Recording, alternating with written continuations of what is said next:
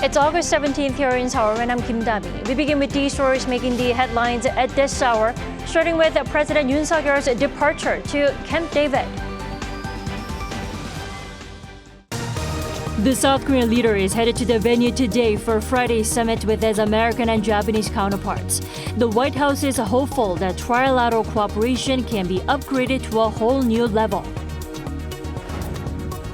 Washington is determined to identify and disrupt third country actors seeking to support Russia's war against Ukraine, this time by designating 3 entities for brokering weapons deals with North Korea and Russia.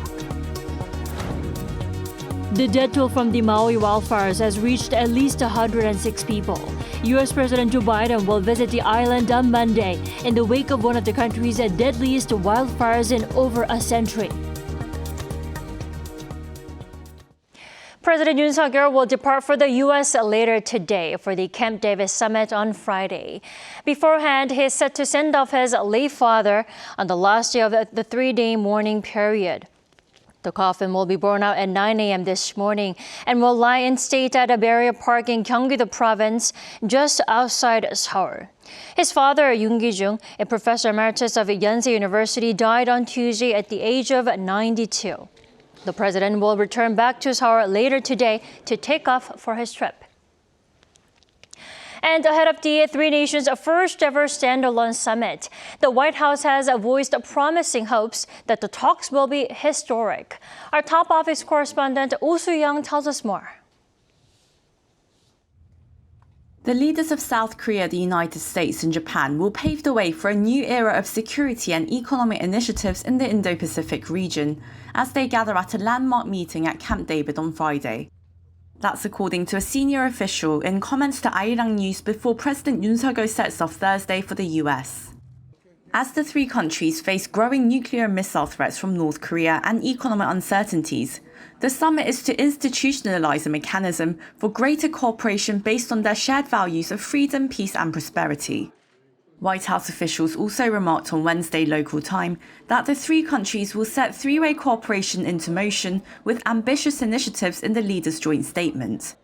White House Indo-Pacific Chief Kurt Campbell said the document would include making 3-way talks between the leaders an annual occasion, along with efforts to invest in a 3-way crisis hotline between them. While such measures would stop short of forming an official security arrangement, Campbell said the 3-way efforts would become a defining trilateral relationship for the 21st century. Korean and US officials in recent days said the framework for cooperation will include regular annual joint military drills, possibly including missile interception training, cyber defense, and a real-time missile warning system. North Korea last year tested at least 65 missiles and has fostered its asymmetric capabilities. White House National Security Council official John Kirby has said the 3 countries are also expected to tighten cooperation beyond military to diverse areas. Experts say a key area will be supply chain cooperation, particularly on sensitive technologies and rare minerals. They'll be pushing to continue the so-called de-risking policy of trying to reduce dependency on China for rare earth minerals and other important components, and particularly semiconductors there, of course. The 3-way talks on Friday will be an unprecedented standalone event between Washington and its 2 allies, compared to previous gatherings which have taken place on the sidelines of other multilateral summits or conferences. Inspired by the venue of the summit, the leaders are also expected to issue a separate vision statement dubbed the Camp David Principles according to Axios.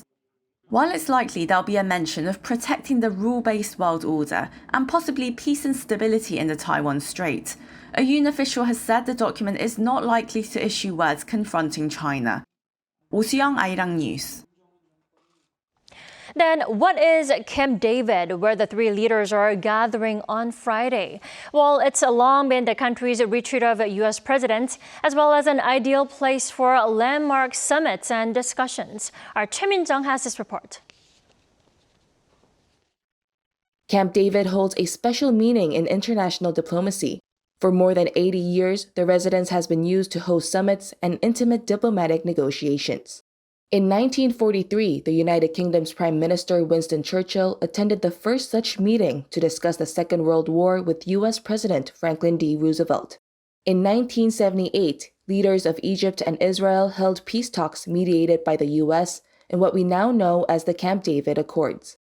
In 2008, former President Lee Myung-bak became the first South Korean president to visit Camp David, the U.S. presidential country retreat, at the invitation of then U.S. leader George Bush. On August 18th, President Biden will host South Korea's President Yoon and Japan's Prime Minister Fumio Kishida at the venue for their first ever standalone summit. Biden has visited the retreat dozens of times since taking office, but had never invited a foreign leader. U.S. National Security Council spokesman John Kirby said last week that Camp David has been a historic setting for summits and for foreign policy conversations, and added that Biden is looking forward to hosting a discussion of historic proportions. An expert pointed out that the trilateral meeting set to be held at the presidential retreat is in stark contrast to North Korea, China, and Russia's display of solidarity at the recent military parade held in Pyongyang. It shows South Korea, the US, and Japan do not only pursue military alliances, but also solidarity that pursues universal human values like freedom, peace, human rights, prosperity, and the rule of law. To achieve this, they are strengthening solidarity in a fairly relaxed atmosphere. All eyes are now on whether Friday's gathering at Camp David will mark a new era in Seoul, Washington, and Tokyo's trilateral cooperation. Choi Min-jung, Arirang News. We're just a day away from the much-anticipated trilateral summit. Let's take a closer look at the topics the three leaders will be putting their heads together to discuss at Camp David with Mr. Bruce Bennett this morning. Welcome back to the program. Well, thank you. My pleasure. First off, during a written interview with Bloomberg News yesterday, President Yoon hinted at the possibility of separate negotiations or consultations on extended deterrence among the three nations, like those established by the U.S. and Japan back in 2010. Now, what's your take on this? I mean, what will it mean for the three sides to do so? In what shape or form? Well, I think what we're looking at is something in addition to what Korea and the U.S. are already doing. Korea and the U.S. are doing extended deterrence strategy consultations. We've been doing senior consultative meetings. So this will be probably setting up some kind of trilateral activity in addition to what is already going on bilaterally with the United States and South Korea and with the United States and Japan.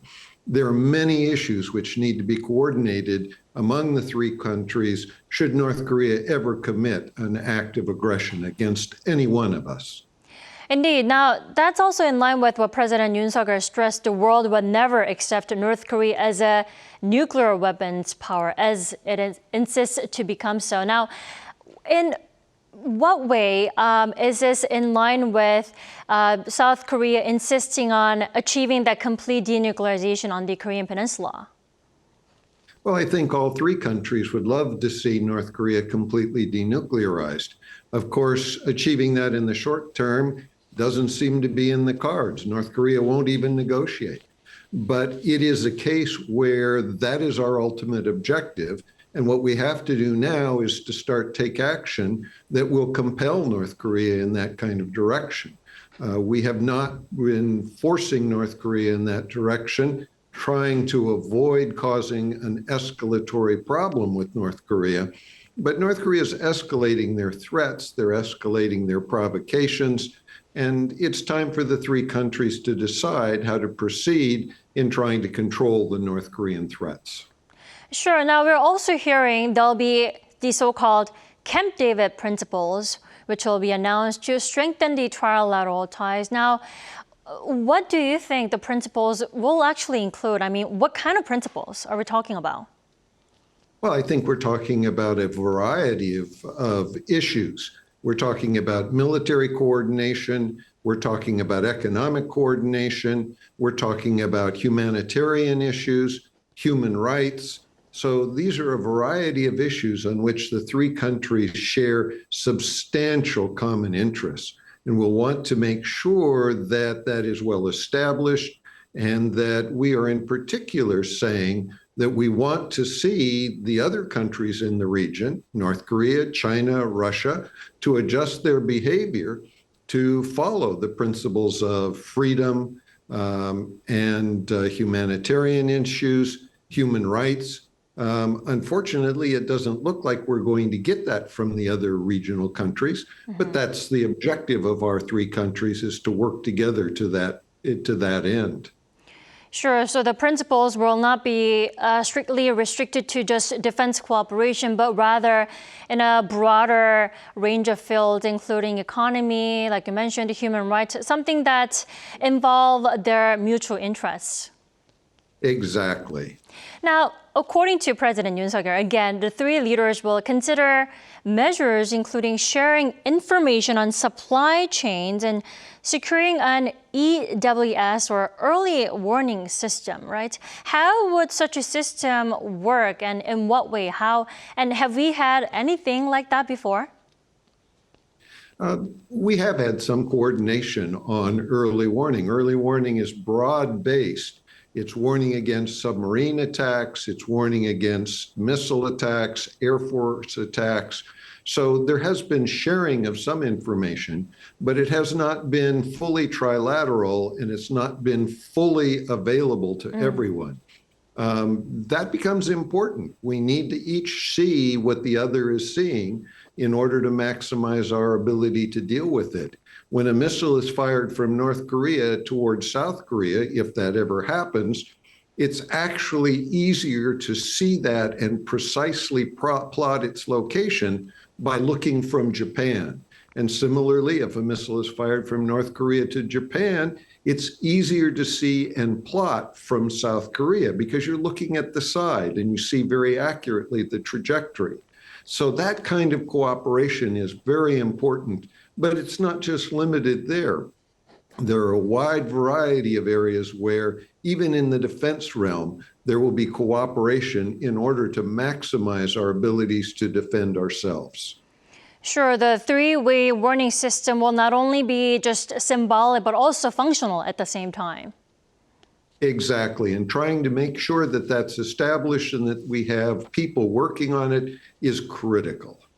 Right, and also before we let you go, the North Korea is not too happy, obviously, but same goes for China. Now, China's state-run media has called such trilateral alliance, right, Seoul, Washington, and Tokyo, quote, mini NATO. I mean, why does China care so much in this case at this moment? Well, China's set 2049 as their objective for regional dominance. And the stronger the US, Japan, and South Korea are in working together, the more they frustrate China's objective. So China doesn't want to see this kind of cooperation. I mean, look at China, Russia, and North Korea. Should we call that a mini Warsaw Pact? That's effectively what China's working on to leverage our countries. I think we need to be cooperating together in order to maximize our ability to withstand Chinese pressure, which China's demonstrated is not just military, it's also economic, as when they did their sanctions against South Korea associated with the THAAD deployment. These are areas where we need coordination between our three countries so that we are protecting ourselves not just militarily, but also economically. All right, Mr. Bruce Bennett, thanks so much for joining us all the way from Santa Monica this morning. Enjoy your evening. Oh, thank you very much.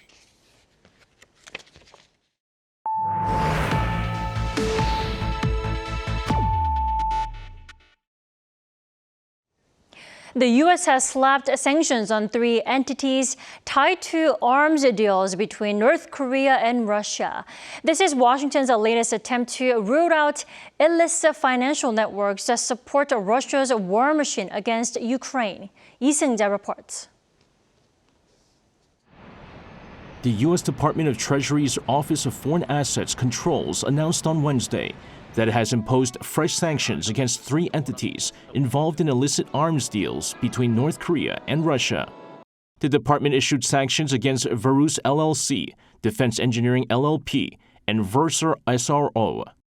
The three companies are all either owned or led by Slovakian national Aishat Makirtishev. The Slovakian was also sanctioned back on March 30, 2023, for attempting to facilitate arms trade between Pyongyang and Moscow.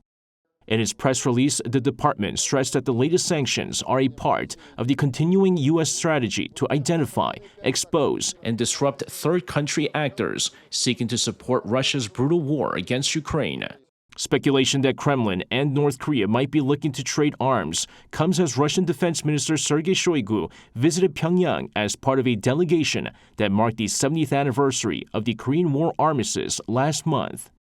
Pundits say Shoigu's visit may indicate increasing military cooperation between Pyongyang and Moscow. The U.S. Treasury Department also noted that Russia has increasingly been forced to turn to North Korea to continue and sustain its war against Ukraine as it expends munitions and loses heavy equipment on the battlefield. 이승재, Arirang News. The White House says the U.S. is seeking and will continue to seek the safe return of U.S. soldier Private Travis King, who crossed into North Korea last month. It also dismissed the regime's claim that a soldier was seeking refuge in the North. That's according to National Security Council Coordinator for Strategic Communications, John Kirby, on Thursday, who said those claims have got to be looked at skeptically. He added that Washington still wants to know the soldiers' whereabouts and safety, and that the U.S. has made it clear to the North that it wants the soldier back. On Wednesday, North Korea's state-run media reported Pyongyang's first public confirmation of Travis King, saying he sought refuge there or in a third country, citing maltreatment and racial discrimination by the U.S. Army. Now, over in Hawaii, the death toll from the devastating Maui wildfires has now risen to 106. U.S. President Joe Biden has announced he will visit the island next Monday. Our Kim Jong-sil reports. A video that might have captured the start of the deadly wildfires in Maui. Oh, this is live right across the street from my house. Freaking power line just went down. Tried my little water hose, but I hear a pop coming from across the street, and shortly after, thing was just arcing away on the ground, landed right in dry grass, so sparks, and then there was a fire. He said he saw a fire break out across from his house at dawn on Tuesday, the same time that officials estimated that the initial fire broke out. His video captures images of the fire becoming even larger, burning the dry grass on the ground. Shane True says in just a matter of minutes, the whole place was engulfed by fire. AP News reported that his video has emerged as key evidence of what might have started the fire. There are other videos, such as CCTV cameras, that captured a moment of a tree falling down on an electric line and a fire starting not long after that. A lawsuit has already been filed against the local electric company, Hawaiian Electric. Due to the nature of the disaster, identifying the victims has become a challenge. Only 5 of the dead had been identified, according to officials. Hawaii Governor Josh Green has said that 27% of the search and rescue is complete and that he hopes much will be covered by the weekend. The death toll will likely rise as residents of the town of Lahaina say many seniors lived in complexes in the area where the fire hit. The residents told local media that they know only a handful of people who managed to escape, suggesting there might be more victims from the senior complexes. The White House announced on Wednesday that U.S. President Joe Biden and his wife will be visiting Maui on Monday, where they'll meet first responders, survivors, as well as local officials. Kim Jong-sil, Arirang News. China had no right to hit U.S. exports with retaliatory tariffs 5 years ago in response to U.S. steel and aluminum tariffs. That's according to a ruling by the World Trade Organization's dispute panel on Wednesday. The WTO expert panel set up to help resolve such disputes found that Beijing's tariffs were in retaliation for Washington's steel and aluminum tariffs and violated international trade rules. A spokesman for the U.S. Trade Representative hailed the decision, calling China's tit-for-tat tariffs a sham. The latest ruling is based on China's decision in April 2018 to impose tariffs on 128 American imports worth $3 billion, including agricultural and meat products.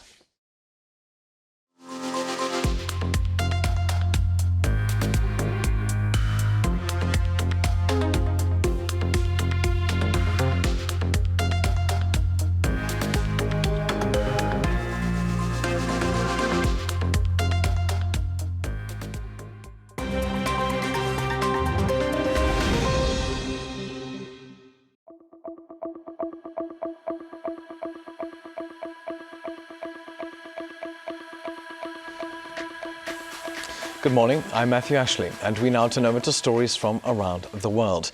We begin in the Black Sea, where a Hong Kong-flagged cargo ship left the Ukrainian port city of Odessa on Wednesday, despite fears that the Russian Navy could target ships.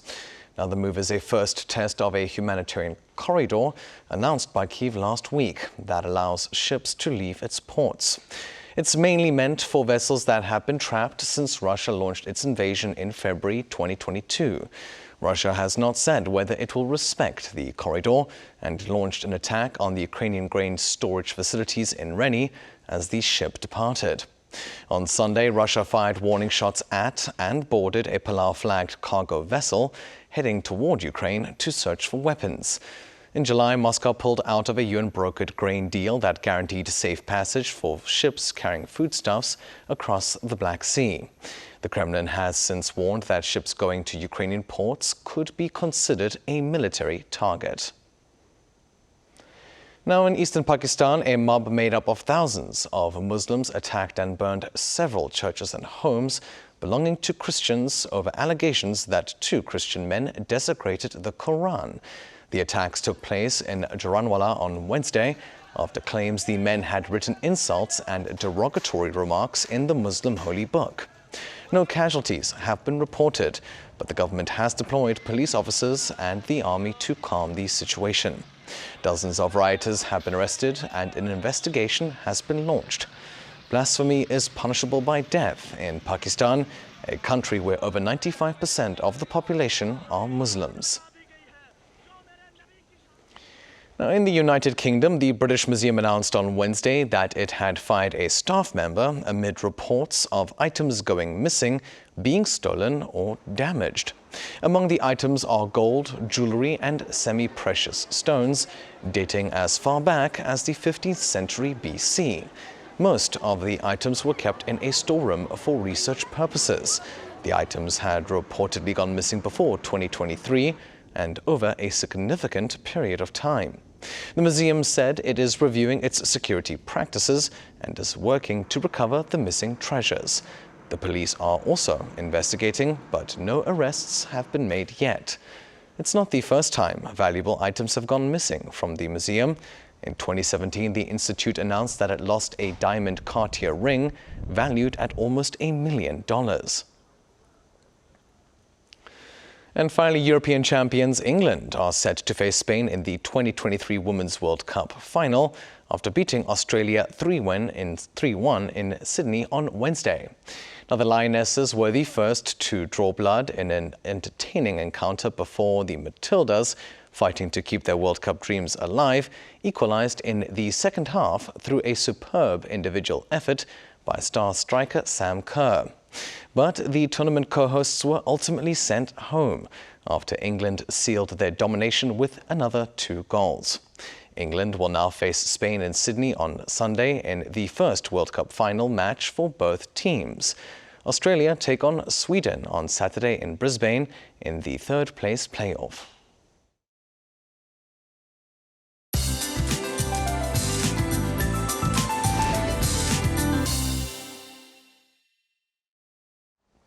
Good morning. Intense heat usually subsides after Liberation Day, and it surely did. Mornings and evenings have gotten a lot more bearable, but in terms of afternoon heat, it doesn't want to go away just yet. Top temperatures will be slightly higher than norms this afternoon under mostly sunny skies. But we still can't rule out the chance of 5 to 60 millimeters of passing rain during the day, along with thunder and lightning. So, along with the heat, there will be moisture in the air today. Feels like temperatures will be a couple of degrees higher than what the thermometer indicates today, and daily highs will be hovering in the low 30s again this afternoon. Dress light and drink plenty of water. Afternoon temperatures will try hard to break into the 20s, but will stay sweltering for the remainder of the month. That's Korea for you, and here's a look at the international weather conditions.